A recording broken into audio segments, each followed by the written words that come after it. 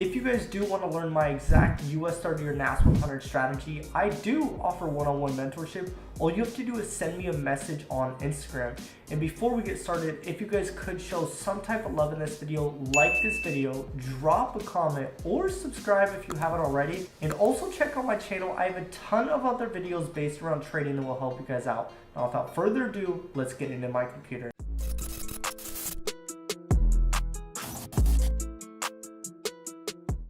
Alright guys, I'm going to show you this whole strategy with US30 is basically all the same.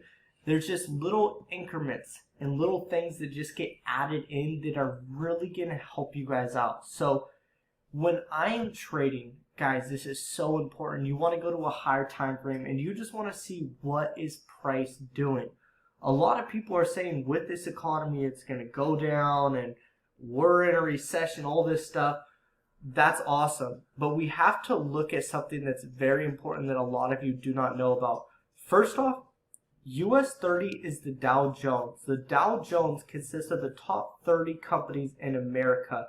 Most of these companies aren't online companies. Like with the NASDAQ, we have companies like Zoom in it, which is an online company. So we're looking at the NASDAQ right here and look at how it's performing pretty damn well right now. But then if we go to US 30, look at how US 30 is not doing well. It's more of in a downtrend than an uptrend. So this is where you guys have to really look at the markets and understand like really what's going on. I figured out the best way to catch the biggest moves is by catching these reversal candles or rejection candles on higher time frames, because on higher time frames, if you see a reversal candle, there's going to be a much bigger move. So it's a lot easier to do that when you start from a higher time frame and then you work your way down. So let's go back to NAS. I'm not lying to you guys. Look at this previous candle right here. This candle was a spinning top candle, and we can construe this as a hammerhead candle, but notice how it's rejecting the 20 EMA. The body closed bullish. We have a long wick right here. This is showing us that the market is exhausted. The candle before that was bullish. This candle was a spinning top, which was bullish as well. So right now, we're overall in an uptrend for the NASDAQ. I'm going to look at this previous candle, which is telling me price is going to push up. And I have my next levels all lined up right here on where I think price is going to go to next. So a lot of the time, guys, all you really need to do to formulate your bias on what's going to happen during the New York session and the market open is simply just look at the previous candle. Since we do have a long wick right here, we could potentially see this daily candle that we're currently on that ends in 24 hours and 11 minutes. We could see it potentially push down here at the 20 EMA or test these levels down here. Hypothetically, it could.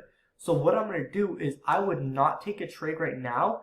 The awesome part about the whole part that we trade at the New York session is from now to the New York session, that's like 12, 13, like 13 and a half hours away from now. So that means that half of the time that this candle is going to be open is already going to be evolving, meaning for the next 13 hours, we're going to be able to see exactly how this candle plays out. And then most likely, since we're looking at the NASDAQ, or we're looking at, NAS100, a lot of the indexes, they're moving during the New York session. So it's not like we have to worry and be like, oh, there's going to be a major move during the Asia or London session. There possibly can have that happen. We could have that happen. But honestly, the overall move that's going to happen, if it's going to go up, is 100%. I can't say 100%. Let's say 99.99% of it, the move is actually going to push up during the New York session. So we need to make sure that we are in on the right side of the markets. So what we're now going to do is go to the 4-hour chart. And this is right before the market open when I'm breaking down these time frames and getting my confirmation. Guys, the key candle that you want to be looking at on the 4-hour chart is this one, the 2 a.m. to 6 a.m. candle. Like, oh my gosh, if you're trading on Tuesday and you did a top-down analysis, you see that this previous candle closed bullish. So is Monday. We'd be looking at this candle.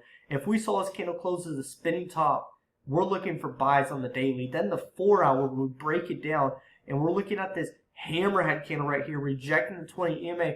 Oh my gosh, 30 minutes after this candle closes is the market open. Since it's a 4-hour candle, opens at 2 a.m., closes at 6 a.m. After this, bing, bing, bing, casino time. This is really where you're going to break it down and just go from this time frame to this time frame. And then we're going to go to the hour. So on that Tuesday right here, we see our hour candle right here, our 5 a.m. to 6 a.m. candle. This is when we had CPI. I personally don't trade CPI, but hey, what if you do? This is just an example of a day it could have been without CPI. But then we see this 1 hour candle rejecting the 20 EMA, closing as a hammerhead candle at 6 a.m. Boom. That's when we're like, oh, we're for sure going to go long. But what we have to do is break it down then to the minute 15 time frame, get to that Tuesday right there, and all we're looking for is a bullish candle to enter in. Like, you could have entered right here on this bullish candle right here. Getting all those confirmations on the higher time frame is just setting you up for success once you break it down to the lower time frame. Then what we're going to do is enter on the 615, or if you need a better candle, this one, or this one right here, whatever candle you feel comfortable on, and just ride it to the next key levels. So right here, we could have just entered right here, rode it to this next level right here, and got taken out of the market with a nice profit of 1,100 pips. So that's literally how I got into this trade. I did wait a little bit later in the session to take a trade today. And I got in right around here on one of these candles, and I just rode it up for 1,000 pips and caught my TP and had a really, really good trade. So I want you guys to really just focus on looking at the market from a different time frame, in a different perspective, because it's not always going to be just on the minute 15. And what I just did right now is called the top-down analysis. It's very simple. It does work if you guys work. So test it out and let me know what you guys think. I think the best way to do this is definitely to back test it. But yeah, what I would be looking for if you're on the daily time frame is just the previous candles before these big moves happen. Like we had this bearish engulfing, boom, the hammerhead candle, boom, it went up. Also look at the 4-hour time frame. Look at the 2 a.m. to 6 a.m. candle and see if you can get any reference from that. Of course, it's not going to be perfect every time, but guys, a lot of the time, if you look at this 4-hour candle, it will give you a nice bias on what's going to happen for the rest of the New York session. Because after the 2 a.m. to 6 a.m. candle, that next candle is going to be 4 hours long. So definitely look at the 4-hour chart and let me know what you guys think. These are the time frames I'm using: the daily, 4-hour, 1 hour, minute 15.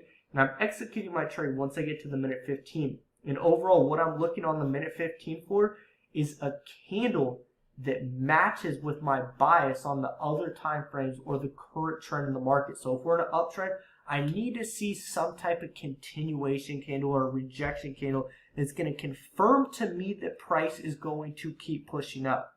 I hope that makes sense for you guys. I hope this video made some sense and you guys can understand the context of what I'm trying to say. But I will let you guys get to work now, and I will see you guys in the next video. Definitely go through my channel and look at other videos if you're curious on other US30 or NAS100 strategies that I use. See you guys later. Peace out.